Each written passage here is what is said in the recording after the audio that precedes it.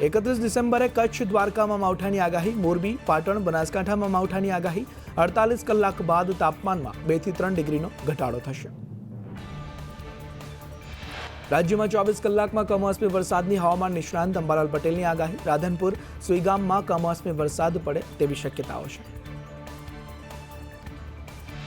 રાધનપુર, સુઈગામ, મહેસાણા, પાટણ, સમી, હારીજમાં વાતાવરણમાં પલટો આવશે. પાલનપુર, ગાંધીનગર, અમદાવાદમાં વાતાવરણ બદલાશે. સાબરકાંઠા, પંચમહાલ, મહીસાગરમાં વાતાવરણ બદલાશે. 6 થી 14 જાન્યુઆરીમાં વાતાવરણમાં પલટો આવશે. 11 થી 18 જાન્યુઆરીએ ભારે આકરી ઠંડી પડશે. રાજ્યમાં માર્ચ મહિના સુધી વાતાવરણ બદલાતું રહેશે. ધુમ્મસના લીધે રેલવે, હવાઈ સેવામાં વિલંબ થશે. વિઝિબિલિટી ઘટતા ગમખ્વાર અકસ્માત થઈ શકે. ભાગેડુ લગ્ન બાદ થતી નોંધણીને લઈ હવે ક્લાસ 2 અધિકારી આખરી મંજૂરી આપશે. તલાટી કમ મંત્રી ક્લાસ 2 અધિકારીની મંજૂરી વગર સીધી લગ્ન નોંધણી નહીં કરી શકે.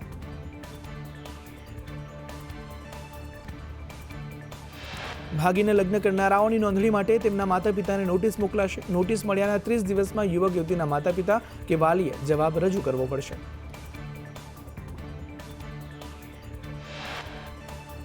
તલાટી કમ મંત્રી પોતાની પાસે આવતી લગ્ન નોંધણીની અરજીની પ્રક્રિયા પૂર્ણ કરી ક્લાસ 2 અધિકારીને મોકલશે. કેબિનેટમાં જો લગ્ન નોંધણીના સુધારેલા નિયમોને મંજૂરી મળશે તો સરકાર સત્તાવાર જાહેરાત કરશે. પાટણના કોંગ્રેસ નેતા કિરીટ પટેલ પક્ષના દંડક પદેથી રાજીનામું નહીં આપે. કિરીટ પટેલે હાઈકમાન્ડ સાથે વાતચીત કરી. રાતોરાત કિરીટ પટેલની નારાજગી દૂર થઈ ગઈ.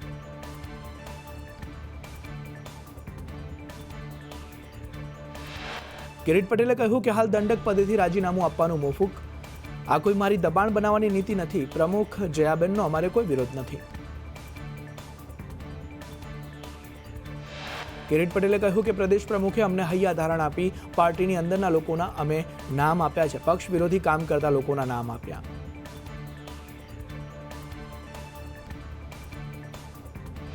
પાટણ કોંગ્રેસમાં એસસીના પ્રમુખ જયા શાહે કહ્યું કે મહિલા સશક્તિકરણના લીધે મારી નિમણૂક કરાઈ છે. જે વિરોધ થયો તે ખૂબ દુઃખદ છે. મને દલિત તરીકે સ્વીકારવી જોઈએ.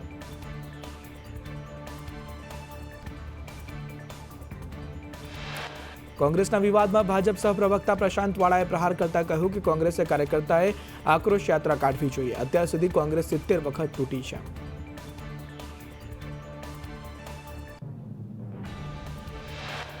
પાટણ નગરપાલિકામાં શાસક પક્ષ ભાજપમાં જ વિવાદ. પ્રમુખને બદલે ઉપપ્રમુખ સામાન્ય સભા બોલાવશે. પાલિકા પ્રમુખે નિયત સમયમાં સામાન્ય સભા ન બોલાવી. આદિવાસી સમાજની ગાંધીનગર કૂચ ફરી અટકાવાઈ. સિદ્ધપુરથી પદયાત્રા શરૂ કરે તે પહેલા યાત્રા અટકાવી. કાંતિ ખરાડી સહિત 50ની અટકાયત થઈ.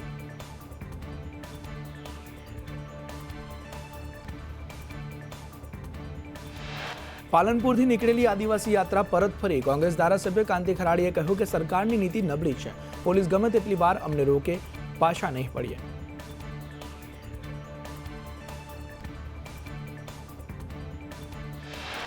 બોટાદ જિલ્લા પંચાયતના વિપક્ષ નેતા રમેશ સિલુએ આક્ષેપ કરતા કહ્યું કે રોડ આંગણવાડીના કામમાં મોટા પાયે ભ્રષ્ટાચાર થયો. જિલ્લા પંચાયતના સભ્યોના મનભેદ નથી અને સભ્યોનું ચાલતું પણ નથી. રમેશ સિલુએ વધુમાં કહ્યું કે જંગલ કટિંગના કામમાં વ્યાપક ભ્રષ્ટાચાર થયો છે. કારોબારી ચેરમેન રાજુ ચૌહાણે વિપક્ષના આક્ષેપને ફગાવી દીધા અને કહ્યું વિપક્ષ નેતાની માનસિકતા છે જે ન કરવાના પ્રશ્નો કરે છે.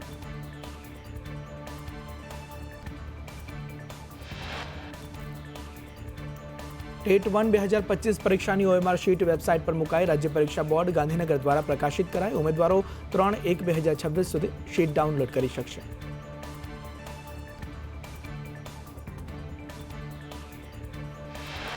સુરેન્દ્રનગરમાં કોંઢ ગામે પાવર ગ્રીડ કંપનીના વિરોધમાં ખેડૂતો ઉમટ્યા. ખેડૂતે કહ્યું કે હળવદમાં પ્રતિ ચોરસનો 989 ભાવ ચૂકવાયો. સુરેન્દ્રનગરના ખેડૂતોને માત્ર ₹382 ચૂકવાય છે.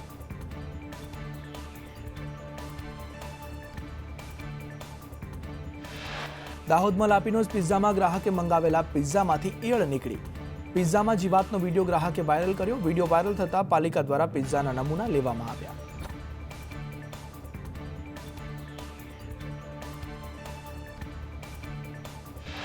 અમદાવાદમાં સંદેશ ન્યૂઝના અહેવાલ બાદ નરોડા હરિદર્શન 4 રસ્તા નજીક લારી ગલ્લા હટાવાયા. નરોડામાં આશીર્વાદ એવન્યુ પાસે 93 લારી ગલ્લા હટાવાયા. અને 1.18 લાખનો દંડ પણ ફટકારવામાં આવ્યો.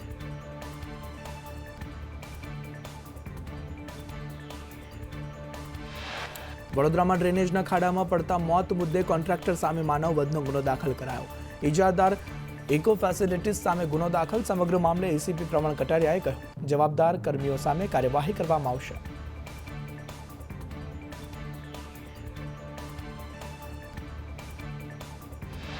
વડોદરા ડીઈઓ વિધાનસભા દંડકને પગે લાગતા વિવાદ સર્જાયો. એનએસયુઆઈએ ઇન્ચાર્જ ડીઈઓના રાજીનામાની માંગ કરી. ડીઈઓ કચેરી બહાર એનએસયુઆઈએ સૂત્રોચ્ચાર સાથે પ્રદર્શન પણ કર્યું.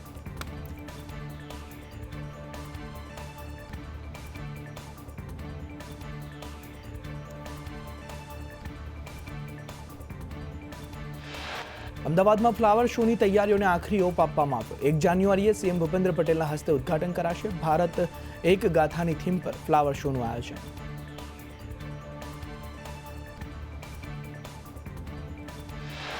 અમદાવાદના ઇન્કમટેક્સ ફ્લાયઓવર બ્રિજમાં ખામીને લઈ કોર્પોરેશને સ્પષ્ટતા કરી. એક્સપાન્શન જોઇન્ટના બોલ્ટ લૂઝ થવાની ખામી છે. બ્રિજની સલામતી કે સ્ટ્રક્ચરમાં કોઈ ખામી નથી. રાજકોટ સિવિલમાં ડોક્ટર પર હુમલા મુદ્દે સુપ્રિન્ટેન્ડન્ટે તપાસ કમિટીની રચના કરી. સમગ્ર કેસમાં તપાસ કમિટી તપાસ કરશે. તપાસ બાદ રિપોર્ટ સોંપવામાં આવશે.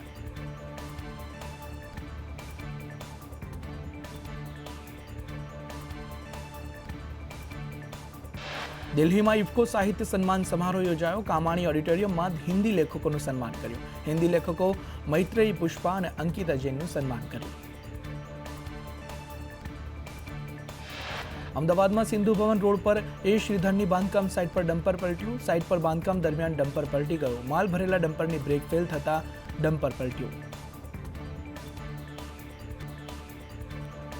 31ને લઈ અમદાવાદ જિલ્લા પોલીસનો પ્લાન. હાઈવે અને જિલ્લા વિસ્તારમાં પોઈન્ટ ફાળવાયા. બ્રેથ એનાલાઇઝર અને બોડી વોર્ન કેમેરા સાથે ચેકિંગ હાથ ધરવામાં આવ્યું.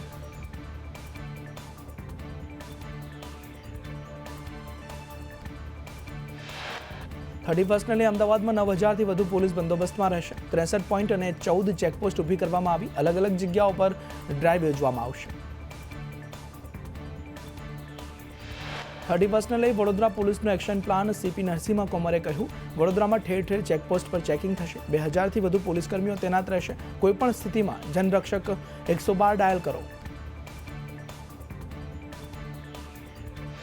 31ની ઉજવણીને લઈ કચ્છ પોલીસ વિભાગ સંપૂર્ણપણે સજ્જ. પશ્ચિમ કચ્છ પોલીસ દ્વારા શહેરના તમામ એન્ટ્રી અને એક્ઝિટ પોઈન્ટ પર અત્યારથી જ વાહન ચેકિંગ તેજ કરી દેવામાં આવ્યું છે.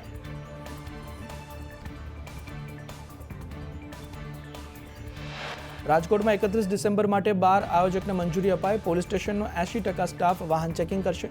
શહેરના મુખ્ય રોડ અને ચોકમાં ચેકિંગ કરવામાં આવશે. બ્રેથ એનાલાઇઝર અને ડ્રગ્સ ડિટેક્શન કિટથી ચેકિંગ હાથ ધરવામાં આવ્યું છે.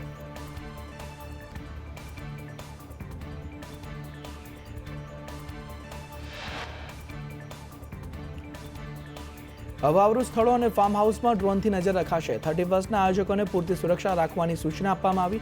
પોલીસને નાઇટ વિઝન કેમેરા રાખવાની પણ સૂચના આપવામાં આવી છે.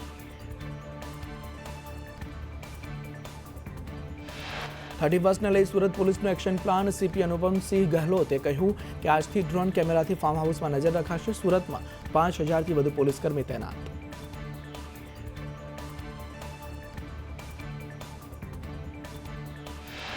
31ની ઉજવણીને લઈ બનાસકાંઠા પોલીસ સતર્ક બની. રાજસ્થાન બોર્ડર પર ચેકિંગ કરાયું. એસપી પ્રશાંત સુબેએ કહ્યું, જિલ્લામાં કોઈપણ ગેરકાયદેસર પ્રવૃત્તિ ન થાય તે માટે પોલીસ સુરક્ષા તેજ કરાઈ છે.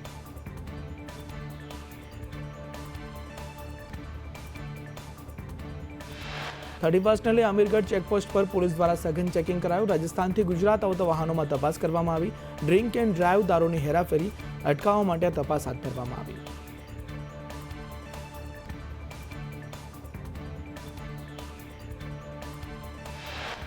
દાહોદ પોલીસે ઝાલોદ, દાહોદ અને ગરબાડા સહિતની બોર્ડરો પર લોખંડી બંદોબસ્ત ગોઠવ્યો. પોલીસે કુલ 23 આંતરરાજ્ય ચેકપોસ્ટ ઊભી કરી, જ્યાં એસઆરપી, ડીવાયએસપી, પીઆઈ, પીએસઆઈ સહિત 1850 જવાનો ખડે પગે તૈનાત.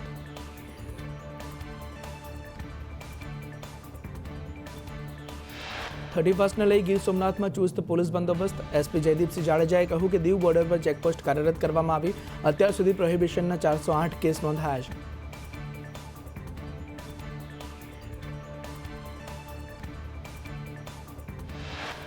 સુરતમાં આપ નેતાની ખોટી રીતે ધરપકડના આક્ષેપ. સુરત આપ પ્રમુખ ધર્મેશ ભંડેરીએ શ્રવણ જોશી સામે રાજકીય ઇશારે ફરિયાદનો આક્ષેપ કર્યો. કહ્યું, માંસ મટનની દુકાનથી સ્થાનિકો ત્રાસી ગયા.